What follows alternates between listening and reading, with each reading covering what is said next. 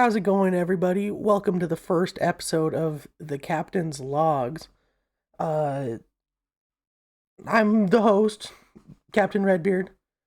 Uh, you know, it's kind of contradictory because I do postings on YouTube and I do stream, but I'm actually pretty terrible at talking to a camera. I'm better like in a talking with chat environment, or I don't speak at all.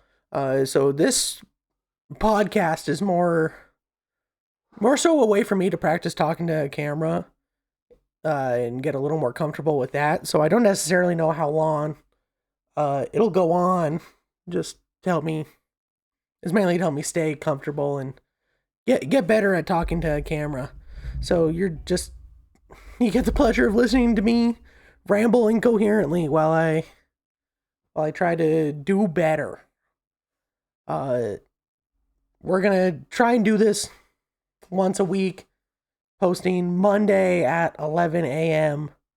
That way, if anyone happened to want to listen, they can tune in over the course of the week.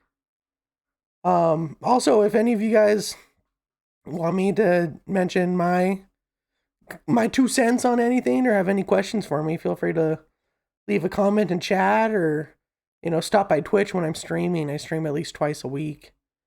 Um, but yeah. Anyways, a couple things I wanted to talk about specifically. I had kind of a crazy week. I was gonna do this recording. What was it? Tuesday? Thursday? Thursday. I was gonna do this recording Thursday. And I've just had a hell of a time trying to find a time to do this.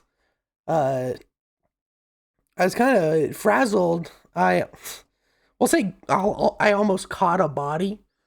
I was driving home from physical therapy the other day. I was heading north on a fairly busy road here in town. I'm not going to use names, for privacy purposes. But pretty busy road. I was heading north. And there was a stream of cars that were coming at me heading south. And this other car was obviously, he was trying to beat the people coming down at me, but he needed to cut across my lane of traffic to turn left and get heading south as well. And I don't know if he didn't see me. I was driving my Silverado 2500 and he was in like a little 15-year-old Nissan Altima type car. And I'm going like 30 miles an hour up this road. And this guy just punches it and skips his stop sign to try and get past me. And if what, like, I had to double push the brakes with my feet, using both my feet, just to try and like compress them as much as I could. I don't know if it actually helps or not, but barely didn't hit this guy. If it wasn't for me slamming on my brakes, like I would have like just fully collided with the driver's side. And I don't think a Nissan Altima's winning in a bumper car match with a big Chevy truck. And so, as any reasonable person is, I was super nervous. I was like, man, that was a stressful situation. And then all of that stress went away when he's like in his 40s. He's sitting there in his car and he has to let the people coming south pass because he just slammed on the brakes. And while we're sitting there, I'm like looking at him like a what the hell man kind of face. And he looks back up at me and just hits me with one of these. And I immediately switched from being stressed to just so pissed off. And full honesty, I wanted to just drive over the top of his car after he hit me with a salute. I wanted to turn it from an accident into an on purpose. But I didn't, because I have a bit more self-control than that. But I was quite angry. And I thought about doing the podcast that night anyways, but I didn't want to just be mad the whole time and just talk about things I'm mad about, because that wouldn't have been very kind, I guess. Entertaining, maybe.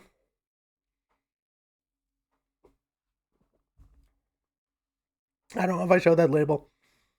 I'm not sponsored by anybody, so whatever I'm drinking, it's because I like it.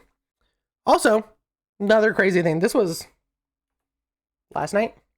I come home from work.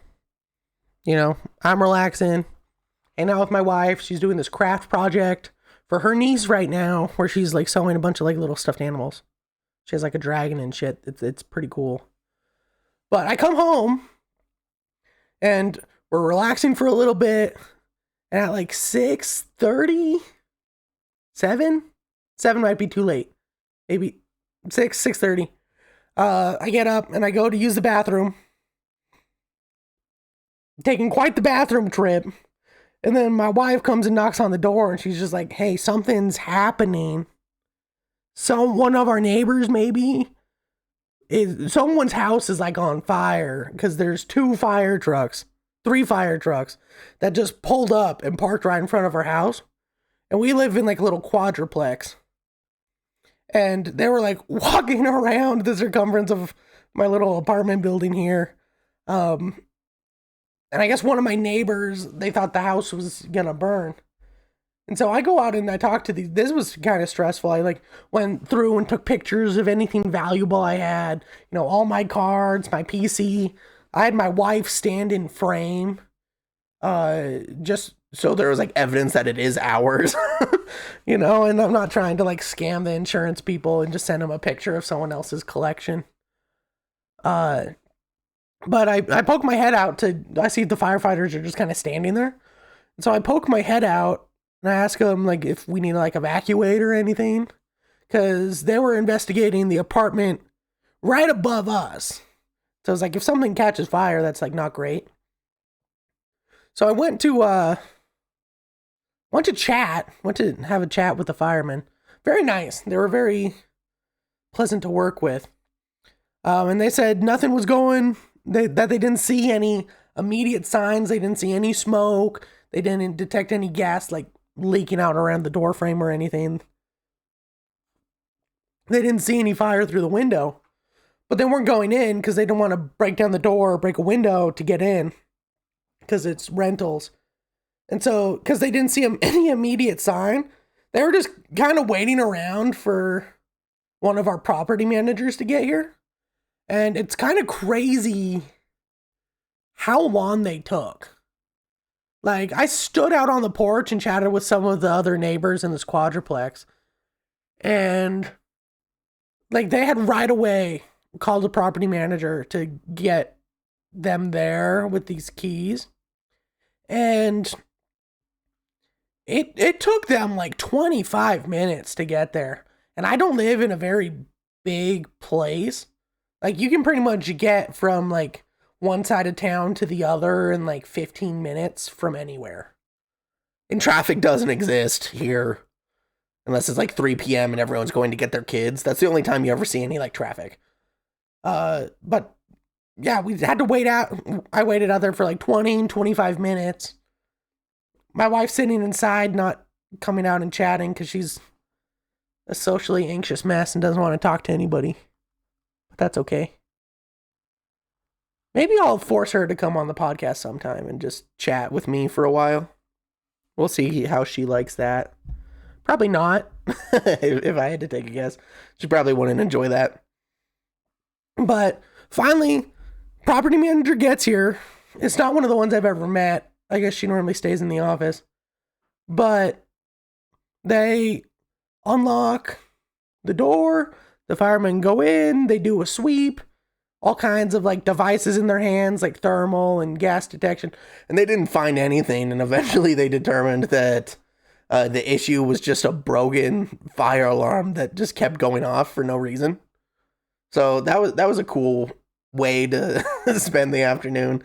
And after all that, I was a bit too frazzled, a bit too jarred to want to sit down and have a podcast. You know, my nerves were kind of shot. But yeah, that's been cool. That's been all right. Quite eventful. I'm sorry. I do want to say a lot of the people who watch podcasts are like big audio bros. And I don't have a good mic. I will be frank. My mic sucks. It was like $80 when I bought it years ago.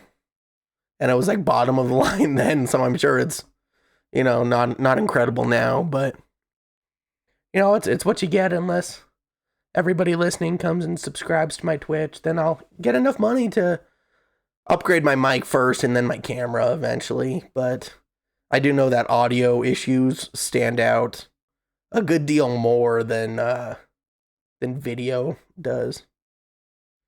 But yeah, new mics next up on my list. It's next up on my fund for what I get through content creation.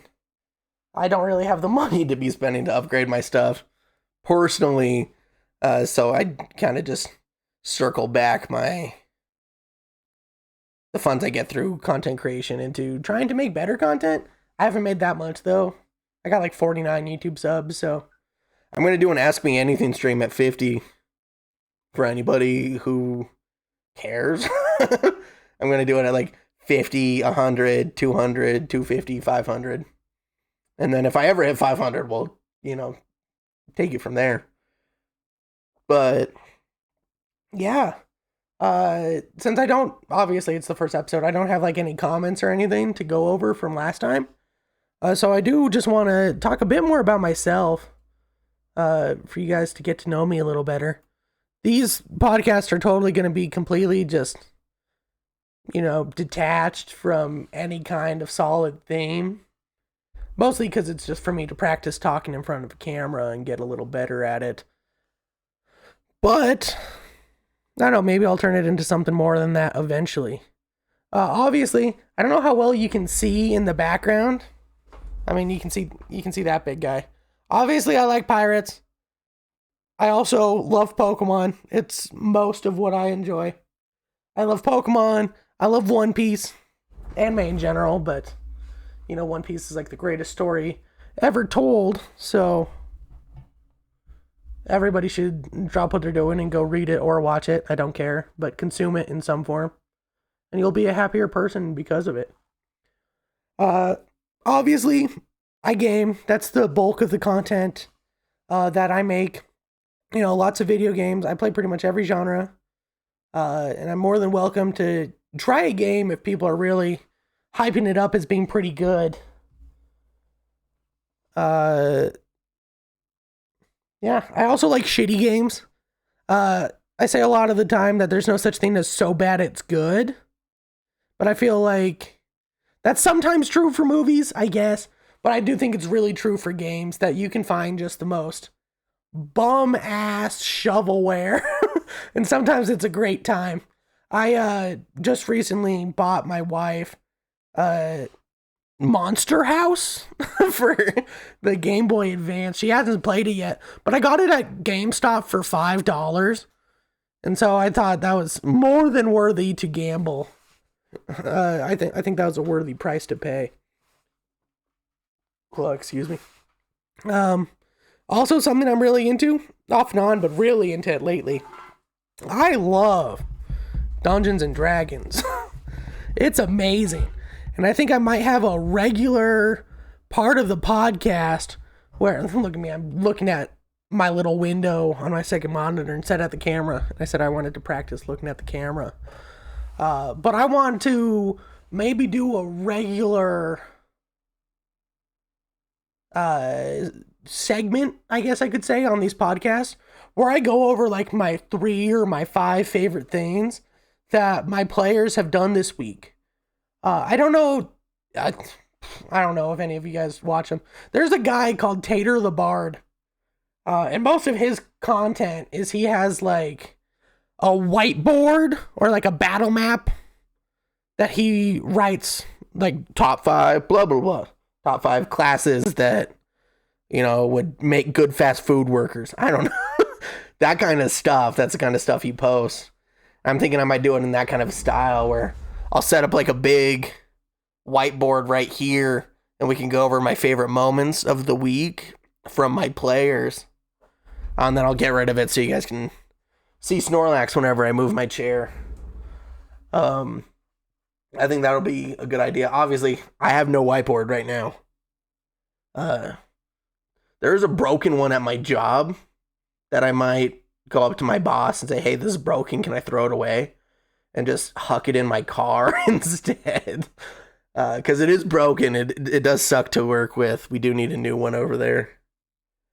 But I don't know. I'll get a whiteboard. I think that'll be fun. I'd have to record like right after I get back from D&D because I don't really remember most of what my players did this week. I thought we were going to be leaving the town we were in, but we didn't. I guess they did like right at the end. But it turned into like a pseudo shopping, chatting kind of episode. I did have, this is probably my favorite moment. I did have a little girl thief steal from, we have a Dragonborn barbarian in the party. And I did have a little girl thief steal from her. And only two of the player characters even cared. And so they chased after the girl. It was the barbarian, and we have a monk, a Goliath monk.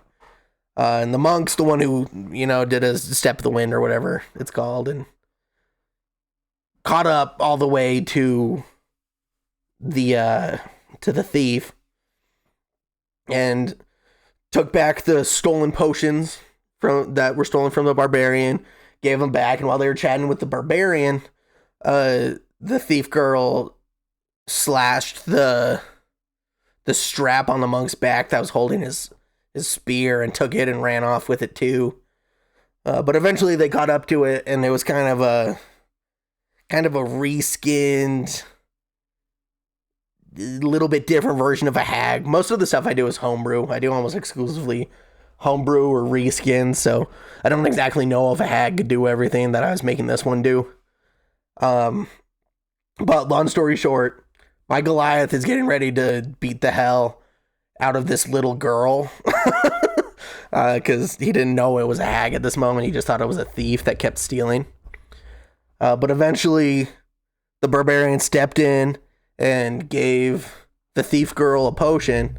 And she, body contorted and, grew back into a hag.